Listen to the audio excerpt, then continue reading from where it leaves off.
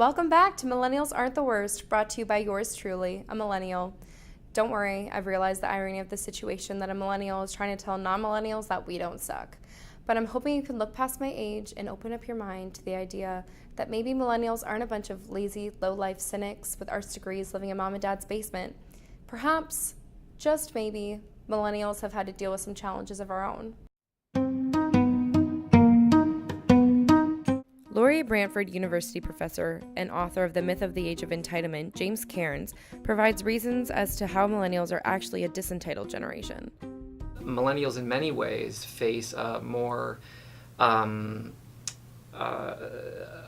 stricter or more challenging job market, a worsening environmental crisis, and skyrocketing student debt. So let's break that down. The first idea is that millennials are facing a more challenging job market. This does in fact hold some truth. First off, more and more young workers are taking on contract, seasonal, and part-time positions. 1/3 held this type of position in 2015 compared to the 25% in 1997. The unemployment rate in 2015 for people aged 15 to 24 was 13.2%, more than double the total population rate.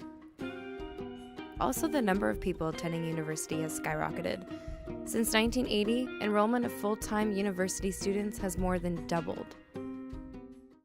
Now that everyone is going to universities these days, like my degree personally, it's a piece of paper, it doesn't really mean anything. I think it's safe to say that the job market has changed over time. Secondly, Cairns mentions that student debt is much higher for millennials than it was in the past. This, in fact, is true. Tuition in Canada has tripled since the 1993-94 year to the 2015-16 year, leaving the average student graduating from a Canadian post-secondary education system with about $27,000 of debt, which is equal to just over $18,000 in 1994.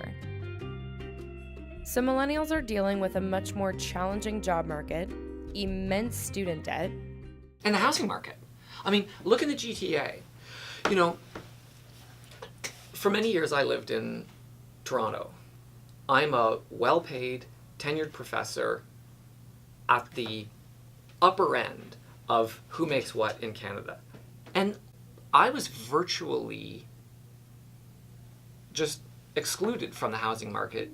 According to the Toronto Real Estate Board, the average selling price for a home in 2017 was $822,681, up 12.7% from the year just before that. My brother recently was looking for houses, and he's like, I can't compete. And he was looking at houses that were just on their way to structural breakdown. And he saved up for this for many, many years, and he's had a full-time job, and he makes really good money. And he's like, I can't afford to buy a house. You know, he's 26, and he's been saving since he was 20. And he's still like, how am I going to do this? Let's do a comparison here. According to the Canadian Real Estate Association, the average price for a home in 1984 was $76,351. In 2016, the typical price of a home was $442,264. When adjusting for inflation, the difference in price is still more than double the amount. These challenges aren't any worse than previous generations, right?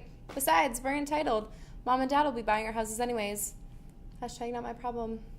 What's implicit in the argument that millennials are overly entitled is that young people today need to lower their expectations and be more grateful for the things that they have. We hear a lot of the time like, oh, millennials are never going to get a job. So the second you do get a job, you don't ask for things like benefits. You don't ask for paid vacation or sick days because you should just be grateful that you actually have a job. And it was at that point, listening to students talk, that I began to think, this is the entitled generation? This is the age, generation me that I'm told expects everything handed to them without doing the work? No. Something's amiss with this representation and the actual reality that many members of this generation are struggling with.